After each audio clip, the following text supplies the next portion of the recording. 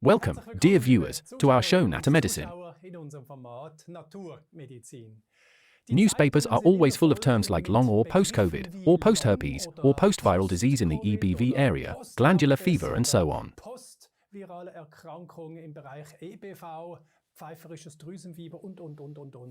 Today I would like to discuss with one of my exceptional doctors, who I am allowed to have here in the house today, where this comes from, this post, or this long COVID, or long versions. What does this actually mean? What does that mean? And how do you actually treat it correctly?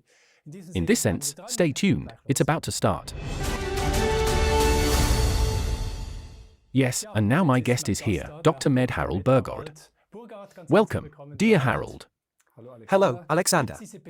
Have these terms been around for a long time, with post and long diseases? Or is this something that only became really popular through the corona phase? Yes, it definitely became really popular through corona, but we have known this for decades.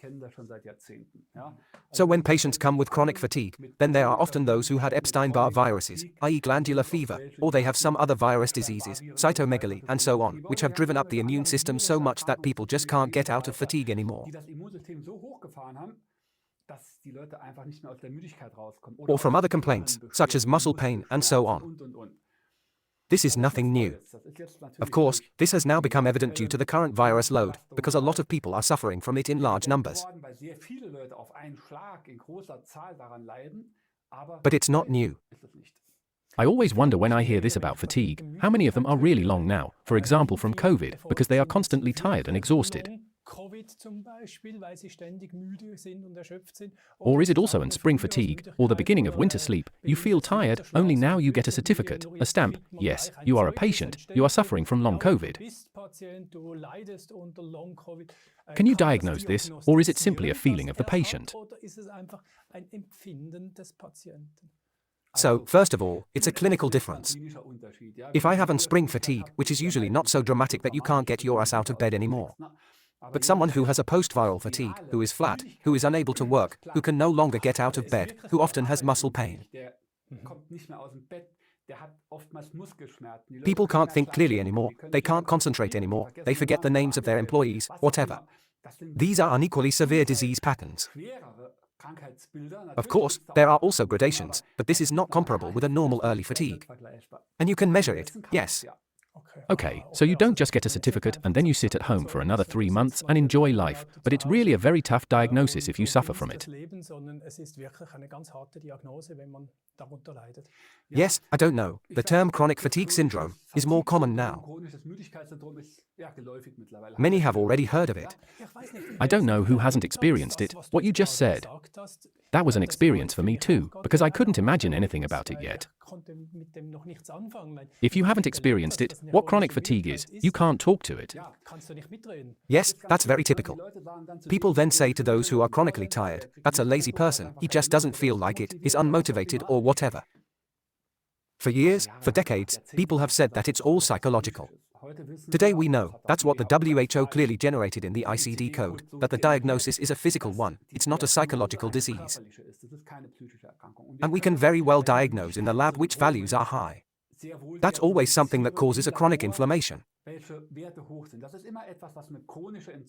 If you have a chronic inflammation in your body, then you always have an activation of the microglia in the brain, i.e. the brain defense cells, and you have an inflammation in the brain.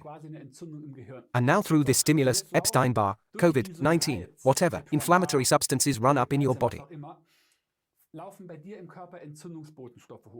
When a pathogen, a foreign substance, gets into the body, then the cells call for help by emitting so-called cytokines. Interleukin-1, interleukin-6, tumor necrosis factor alpha, NF-kappa B, whatever they're called.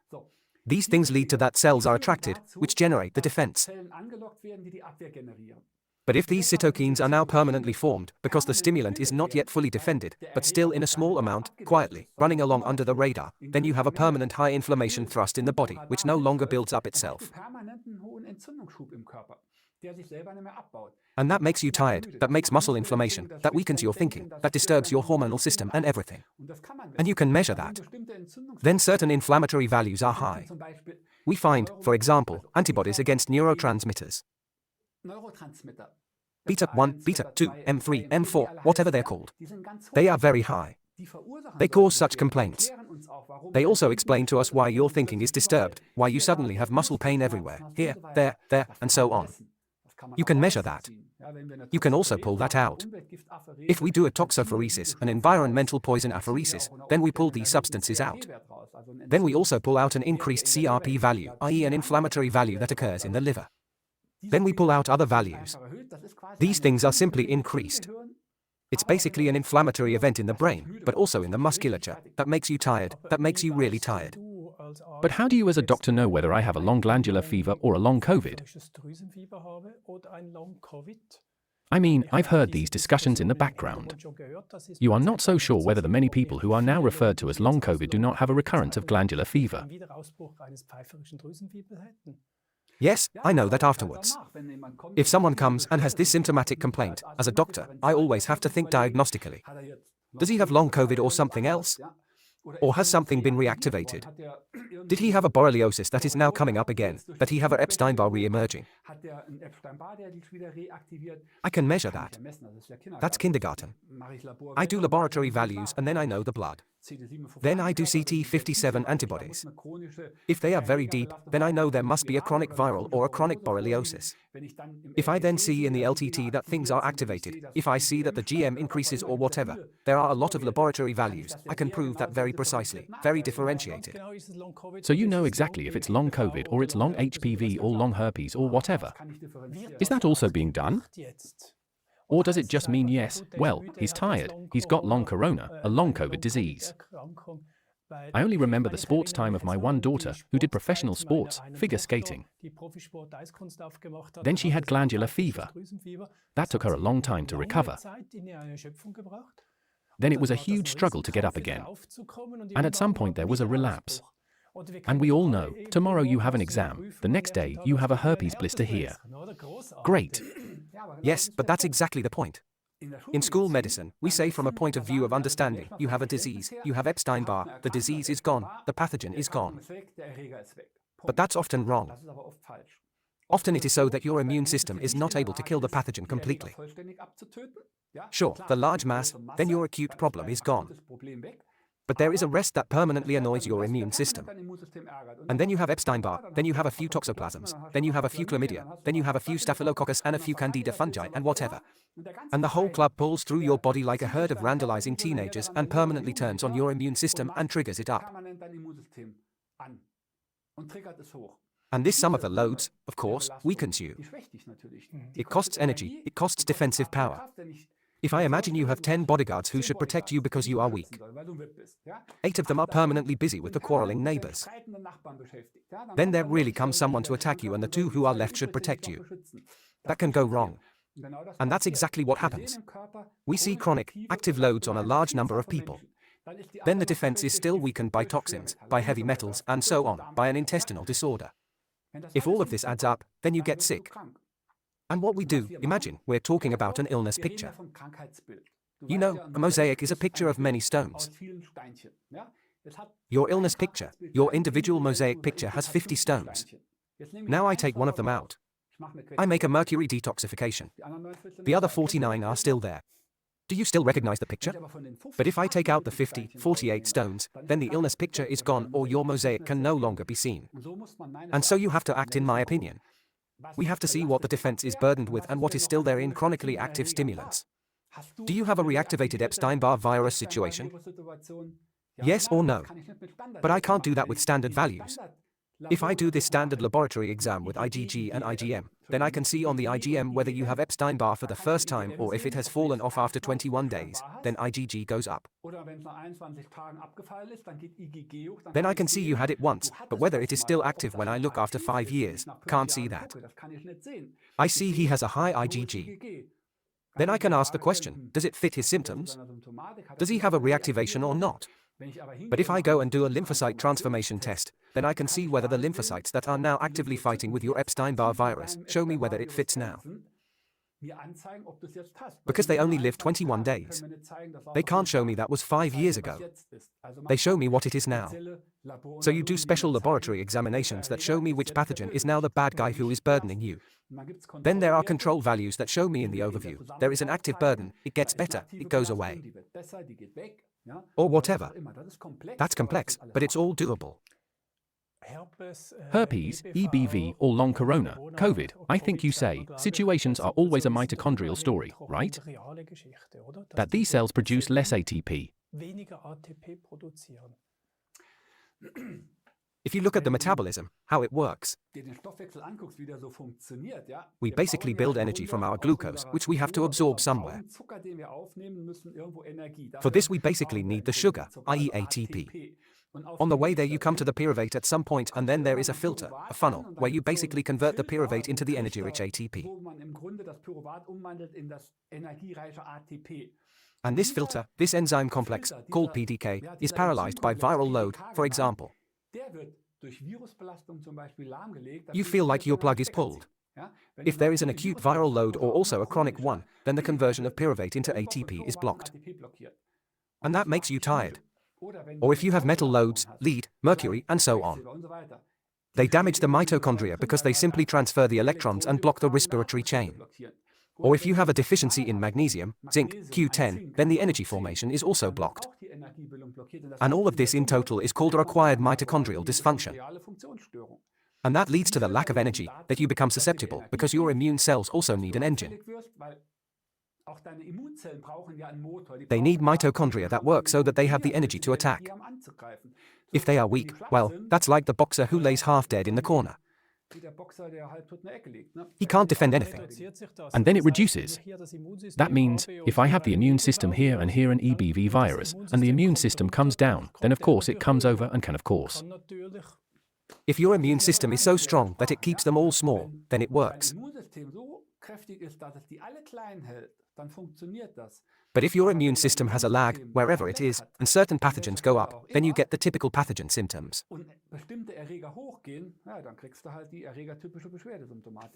Muscle pain, fatigue, whatever. But then a long COVID disease cannot be treated that easily today, right? I mean, I hear the causes can be diverse. You would have to look at a detoxification problem. You would have to make sure that the cell produces enough ATP again, that the body has more energy, that the immune system comes up. So that's a task, right? Yes. The point is simply that no one gets sick for one reason. You have to say that very clearly.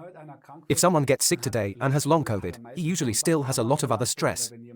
Or if someone comes and has a reaction to gadolinium, after receiving a contrast agent, then he reacts to the gadolinium as a poison, but he usually still has a lot of other stress underneath. At least we have always seen that over the years. But that is never said in the media as clearly as you say it now, right? You just say, he has COVID and now he has long COVID and the long COVID is to blame, right? So the COVID is to blame. But you actually say in these versions that there are still many other parameters here. Understood. So what I've seen over 17 years, because I measure a lot, because I do a lot of labs, and we've also seen patients with COVID-19, post-COVID-19, long COVID-19 complaints. Of course, they have a ramped up inflammation system, and there are also other things in there. And if I go there and take, I can't, if COVID is gone, then it's gone. So I have to make sure that I take out the ramped up inflammatory parameters. And I do that, for example, by an environmental poisoning aphorism, by simply filtering out this excessive inflammatory substances from the body. And then people usually get after 2 or 3 treatments better, normal, good. Professor Bornstein and others have proven that in their studies. That's not something they invented in Saarland, but it has also been proven extensively in the world that you can do this with this kind of aphorism. But again, no one gets sick by a single cause. And that's what it's all about, to diagnose as many causes as possible and to get this mosaic, these many mosaic spines out as far as possible, then people get healthy. And for 17 years I've seen when I've had patients with chronic pain, with allergies, with neurodermatitis, with intestinal inflammation, whatever, they come with their complaints. Now I'm starting to treat them. Then the complaints go away linearly. They go down. Then the body releases something at some point. Then the complaints rise again briefly. Then they go down again, they rise again. That's a wave motion. And then it stops when the causes have been taken out of the body so far that they have subjected your individual tolerance threshold. Then you get healthy, and then you stay healthy.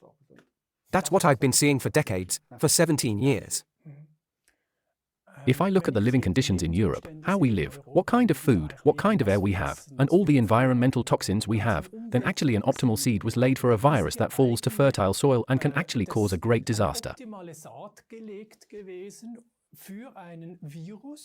Der auf fruchtbarem Boden stoßt und eigentlich ein großes Entsetzen auslösen kann. But we also have to learn from it that we actually want to lay this seed very differently. I'm actually talking about the environment. We have to treat the environment very differently. Yes, I mean, we live in the Western industrial world actually compared to India, compared to African countries still damn good. The children already run around in the thickest dirt and get lead out of some accumulators and poison themselves with it. Thank God we don't have that. We also have fewer loads, but we still have a lot of loads. Thank God we are in our Western world able to understand things, to diagnose and to treat. But you just have to do it. That means people have to know that it works. We as doctors have not learned that in the broad mass. That means the general practitioner will usually not know that. That's the environmental medicine, that's the specialists. But we have to educate people who have more and more chronic diseases. We can diagnose it, we can treat it, we can give nutritional recommendations, we can make sure that you stop the supply. But then you have to do it. I always have patients where I see in their blood that they take too much lead. Then I have to tell them that it's no use if I take it out. You also have to prevent that you take it. But I have to diagnose that first. Then I have to see where it comes from. Does it live near the coal power plant or does it do other things that lead to lead? Then I have to say, think about where it comes from. Stop the supply. That's sometimes a search, but I have to stop the supply so that I can also detoxify the body afterwards. That's complex, but it works. I recently read a book by Professor Dr. Karl Hecht from Berlin. He was born in 1999. It's incredible how healthy he is. He wrote to me in a book, maybe it was also in an interview with him, that the supply of food supplements or minerals only makes sense when the body is detoxified.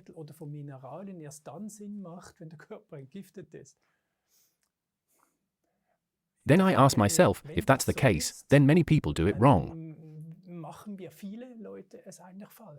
We supplement very often, very gladly, but when the body is really already burdened, then it can't take up much.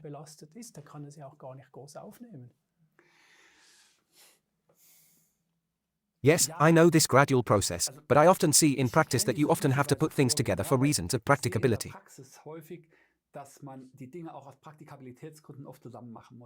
If I want to drive up the detoxification, then I have to add something where there is a lack, so that it works. But if I don't detoxify, but only supplement, does that make sense in your opinion? There are certain things you can't detoxify. If your detoxification enzymes are bad, if you have a bad metal detoxification, if your S-transferase situation is not at all serious, then you get metal out of it. Then I can improve that, but I can't make you healthy again. If someone is sick, I have to treat them. That's our experience. I can improve conditions, I can improve detoxification by giving certain vitamins, minerals, and so on, but I can't bring it up from 10% to 100%. And with a person who is young, who is healthy, the optimization of the supply may be sufficient to move complaints back or even prevent them. But with someone who is sick, I just have to proceed therapeutically, and then that's not enough. Then the supplementation is not enough, it is part of it, but then I have to remove the mountain that has built up over decades.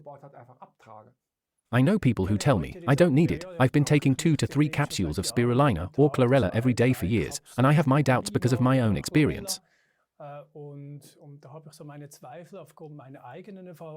I once had amalgam fillings in my mouth and then years later I did a blood test. Although I also took a lot of such spirulina things, I looked what was still in it.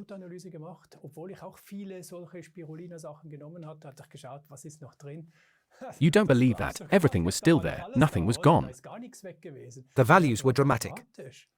When I started my activity 17 years ago, I also learned with chlorella, bella, coriander, I can detoxify heavy metals with pyrosans also.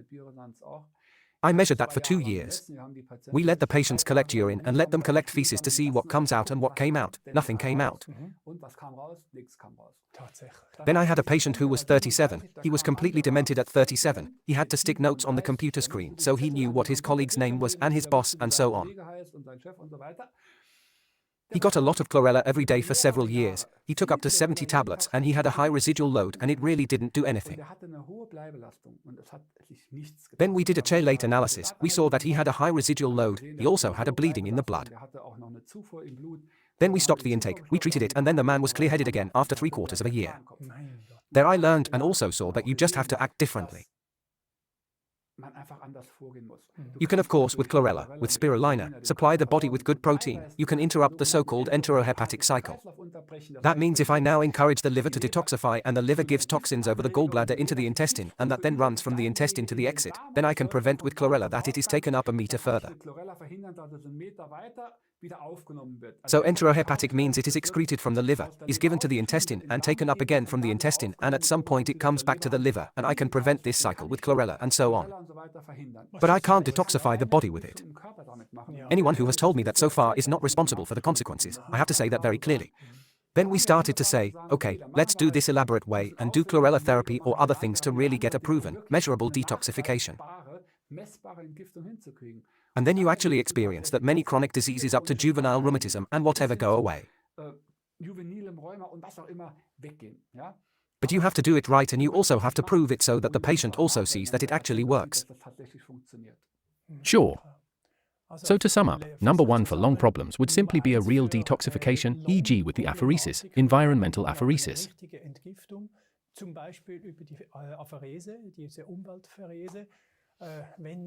That is actually the emergency measure, if you will. Because you really feel a significant improvement after 2 or 3 treatments. The German health insurance won't pay that, the Swiss for sure not. In any case, but only the additional insurances, part of it. The private ones, yes, there are some that pay everything, some part of it, the statutory ones rather not. Well, it's about your own health, you have to invest somewhere. And then there are the chelate extractions as phase 2. And then there are astringents, such a drug to swallow, which simply binds the things that the body releases so that they don't get back into the cycle, but are excreted.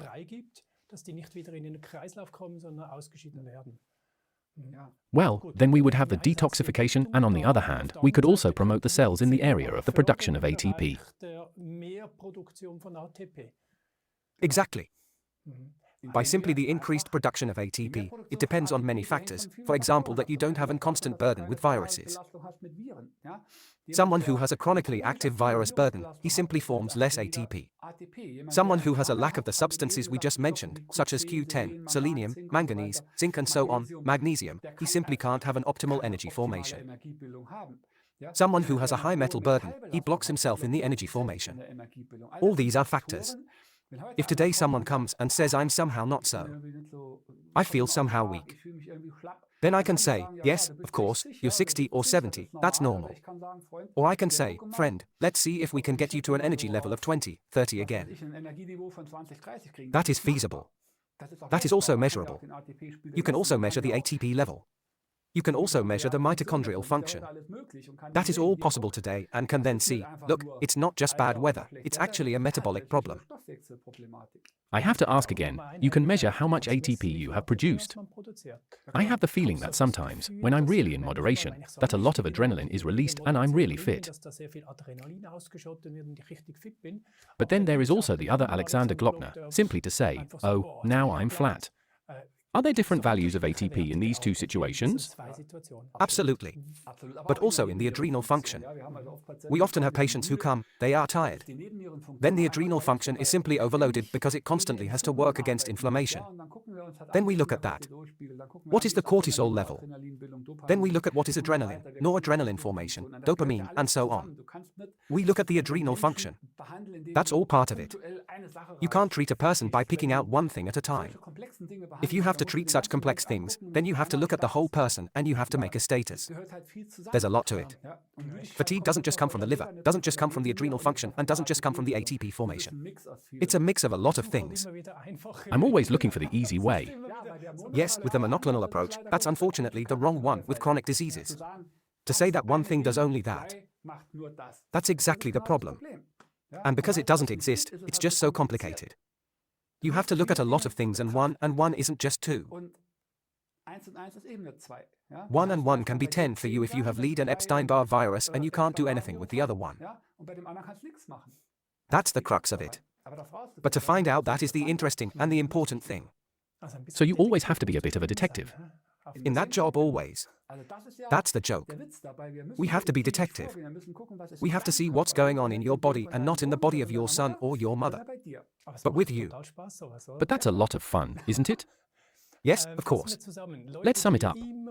People who keep having herpes blisters every couple weeks, or people who are pushed down by the glandular fever, or now the new version, long COVID.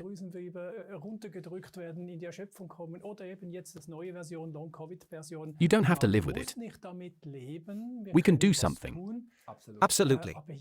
But here the way to a holistic medicine is very, very meaningful, isn't it? If you want to get healthy, yes. And I think holistic medicine is the class of people like you now who really look at these puzzle pieces.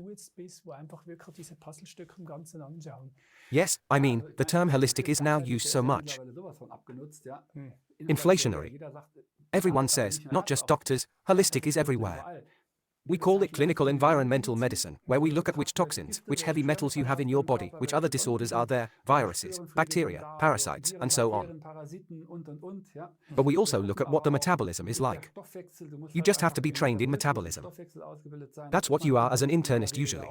Then there's the function of the adrenals, of the thyroid, and so on. That's something you then call holistic, because I look at the whole body, namely your cells and your cohabitants, as holubion.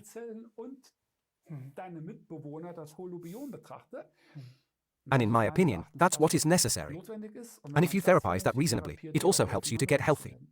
So if I use this term of search, clinical environmental medicine, then I could actually find an expert in my region who is familiar with it. Yes, plus or minus, right? Sure. Good. Then we would have defined it that way. Thank you very much, dear Harald. A really super cool show. Once again with you. Thank you very much for that.